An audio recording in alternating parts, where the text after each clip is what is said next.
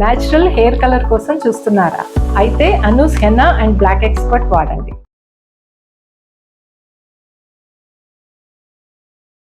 ఓం శ్రీ గురుభ్యో నమః. శ్రీ మహాగణాధిపతయే నమః. శ్రీమాత్రే నమః.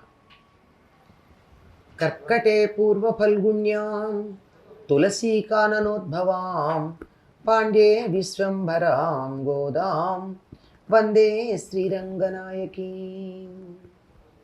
నీళాతుంగస్తనగిరితటీ సుప్తముద్బోధ్య కృష్ణం పారార్ధ్యం స్వం శృతిశతశిరసిద్ధమధ్యాపయంతి స్వోచ్ఛిష్టాయాం సృజనిగళితం యా బలాత్కృత్య భుంక్తే గోదా తస్యై నమైదమిదం భూయ ఏవాస్తు భూయః. శ్రీ భూనీలా సమేత గోదారంగనాథ స్వామినే నమః.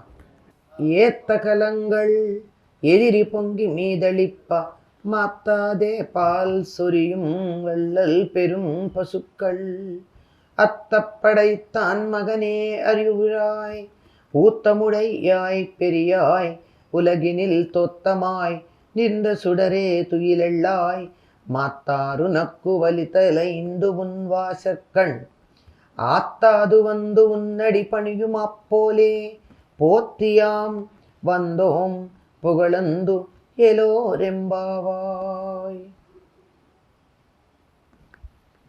గోదాదేవి చెలులతో కలిసి నందగోపుని ఇంటికి చేరి ద్వారపాలకులను, నందుని, యశోదను, బలరాముని, కృష్ణుని మేల్కొల్పింది. ఎక్కడా కృష్ణుడు తన మేలు కొలుపుకు ప్రతిస్పందించి వచ్చి దర్శనమియ్య. అందుకని సుఖనిద్ర చెంది ఉన్నావు, నీలాదేవి గుండెల మీద లేచిరా అని నీలాదేవిని కూడా లేపమని ఆవిడ్ని కూడా ప్రార్థించారు. అయినా ఎక్కడ దర్శనం భాగ్యం లభించట్ల. అందుకని ఇప్పుడు ఏం చెప్తోంది? నీ ఇంటి ముందు ఉన్నామయ్యా మేము అంటోంది. ఎట్లా ఉన్నారట?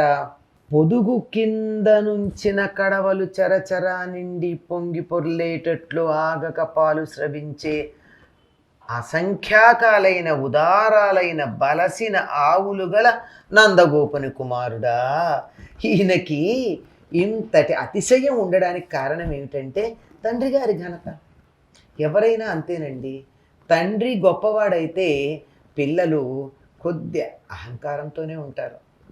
కృష్ణుడికి అహంకారం ఉందా అంటే అహంకారం అని చెప్పకపోయినా కనీసం అతిశయం, మా తండ్రి ఇంత అనేటటువంటి కొంత గొప్ప ఉంటుంది కదా. ఒక దర్జా, ఒక దర్పం, ఒక టీవీ ఉండొచ్చు. ఎందుకుంది అంత అంటే తండ్రి ఎంత గొప్పవాడంటే చాలా బలిసి ఉన్నాయి ఆవులు. సంఖ్య ఎంత అంటే చెప్పడానికి వీల్లేదు. అవి చాలా ఉదారమైనవి. ఆవులు ఉదారంగా ఉండడం ఏమిటి? అసలు ఆవులు గుణమే ఔదార్యం అనుకోండి. అదే ఉండడం ఏమిటి అంటే ఆవు దగ్గర పాలు తీయాలి అంటే కష్టపడక్కర్లేదు. చాలా అధికంగా ఎన్ని కావాలంటే అన్ని పాలు ఇవ్వగలుగుతాయి. పొదుగు కింద కడవ ఉంచితే చాలు. వీళ్ళు పాలు తీసుకోవడానికి వచ్చారు, వీళ్ళు కష్టపడి నా పొదుగు దగ్గరకు వచ్చే పాలు తీసే శ్రమ పడవలసిన అవసరం లేదు అని కడవల నిండా పాలు వర్షిస్తాయి. అలా వర్షిస్తే వాటికి ఎక్కడ ఆపాలో తెలీదు. వాత్సల్యంతో అలా పాలు వర్షిస్తూ ఉంటే కడవలు పొంగి పొర్లి అలా పెరడంతా బురదగా అయిపోతూ ఉంటుంది.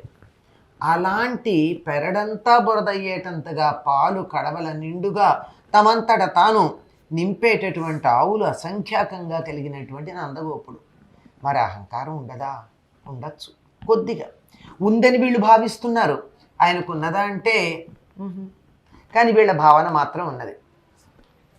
కనుక అటువంటి నందగోపుని కుమారుడా, లేవయ్యా, నువ్వు మళ్ళీ నందగోపుడింట్లో ఆయనకి బిడ్డగా ఉన్నావు, కానీ నిజానికి నువ్వు వేదమూర్తివి.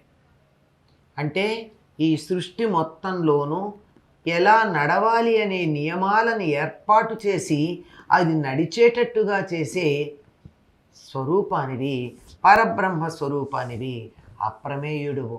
నిన్ను కొలవడానికి వీల్లేదు, నీ శక్తి ఇటువంటిది అని చెప్పడానికి వీల్లేదు, నీ ఆకృతి ఇంతే అని ఏ కొలతలకి ఏ ప్రమాణాలకి దొరకనటువంటి వాడివి. పోనీ వేదస్వరూపుడు కదా అంటే అంతేనా? వేదానికి అతీతంగా ఉన్నావు. వేదం కూడా నిన్ను పూర్తిగా తెలుసుకోలేదు. అటువంటి సమస్త లోకాలని వెలిగించే జ్యోతి స్వరూపుడివి. పరమాత్మ జ్యోతి అనండి, చైతన్యమే, మరొకటేం లేదు. దానికి మనం రూపకల్పన చేసుకుని, ఎందుకని ఇంద్రియాల ద్వారా మాత్రమే మనం దేన్నైనా గ్రహించగలం గనక మనం గ్రహించినటువంటి దానిని విగ్రహంగా ఆరాధిస్తూనే ఉన్నాం. విగ్రహం అంటే విశిష్టంగా గ్రహించగలిగింది. మన మీద అనుగ్రహంతో విగ్రహ రూపంలో వచ్చాడు. కానీ నిజానికి పరమాత్ముడు కొలతలకి లొంగడు, రూపానికి లొంగడు, నామానికి లొంగడు, పరమమైనటువంటి జ్యోతి స్వరూపం. అటువంటి జ్యోతి స్వరూపమైనటువంటి నిఖిల జ్యోతి ఆశ్రిత రక్షక. ఈ మాట మాత్రం తప్పనిసరిగా చెప్తారండి కృష్ణుడి గురించి చెప్పేటప్పుడు. తనను ఆశ్రయించినటువంటి వాళ్ళని రక్షించే లక్షణం కలిగినటువంటి వాడు. మేలుకోవయ్యా, నువ్వు మేలుకుంటే కదా మమ్మల్ని నువ్వు ఏలుకోవడానికి వీలయ్యేది. మేము ఎలా ఉన్నాం? నీ పెరటి దగ్గర, నీ పెరట్లో నిలబడున్నాం, నీ గుమ్మం ముందు కాపలా కాస్తూ ఉన్నాం.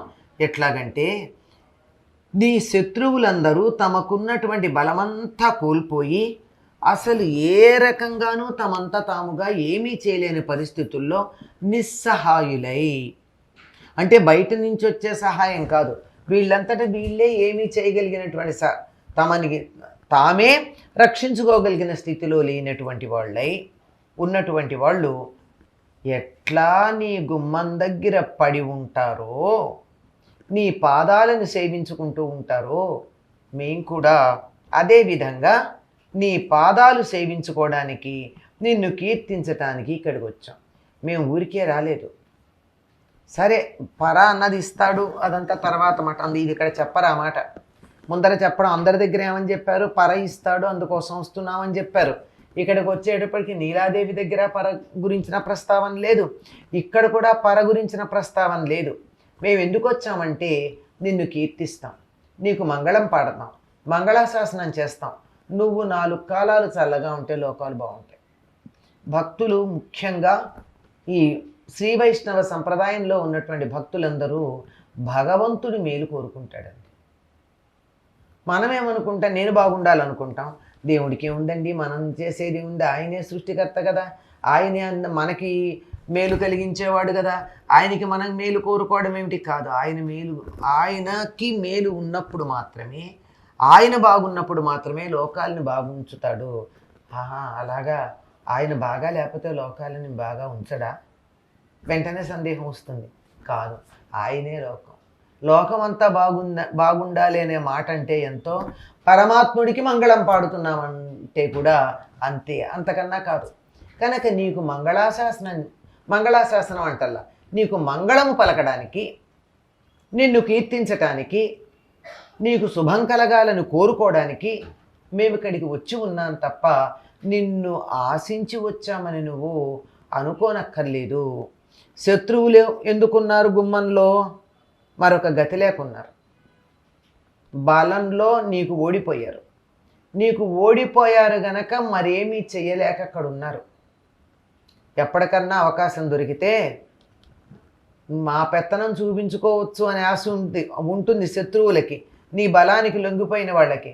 మేము బలానికి లొంగిపోలా, నీ గుణాలు చూసి మా అంతటి మేమే నీ దగ్గరికి వచ్చాం. వచ్చి నువ్వు ఇంకా బాగుండాలని కోరుకుంటూ ఉంటాం. నీకు మంగళాశాసనాలు చేస్తాం, నీకు మంగళహారతులు ఇస్తాం, నీకు జేజేలు పలుకుతాం, నిన్ను కీర్తిస్తాం. వాళ్ళ గుమ్మం దగ్గర పడి ఉండడం వరకే వాళ్ళకి మాకు పోలిక తప్ప అంతకన్నా మరొకటి కాదు. వాళ్ళనే నువ్వు చూడగలిగినటువంటి వాడివి, మరి మమ్మల్ని చూడవా? మమ్మల్ని దయ చూసి నువ్వు మాకు దర్శనమిచ్చినట్టయితే మా వ్రతం పరిసమాప్తం అవుతుంది. మా వ్రతం వల్ల ఏం జరుగుతుంది? లోకానికి మేలు కలుగుతుంది. మా వ్రతం జగద్ధితం కోసమే తప్ప మరి దేనికి కాదు. కనుక దయతలచవలసినది, తలుపు తెరవవలసిందే అని చెప్పి కృష్ణుణ్ణి ఈ పాసురంలో నందగోకులంలో యశోద బిడ్డగా ఉన్నవాడు మాత్రమే అని అనుకుంటున్నారేమో అందరూ. కాదు, వేద ప్రతిపాద్యుడైనటువంటి కృష్ణ పరబ్రహ్మము. వేదంలో పురుషుడు అని చెప్పబడినటువంటి తత్వం ఏదైతే ఉందో ఆ తత్వం ఇక్కడ, అక్కడ పరంజ్యోతి, ఇక్కడ ఉజ్వల నీలమణిగా ప్రకాశిస్తూ ఉన్నాడు అనే భావన అప్రయత్నంగా గోదాదేవి మనసులో స్ఫురణకొచ్చింది. ఆ స్ఫురణతో ఈ పాసురం చెప్పింది. అటువంటి ఆ తల్లికి శుభాశంసనాలు పలుకుతూ స్వచ్చిష్టమాలికా బంధగంధబంధురజిష్ణవే విష్ణు చిత్తతనూజాయై గోదాయై నిత్యమంగళం. స్వస్తి.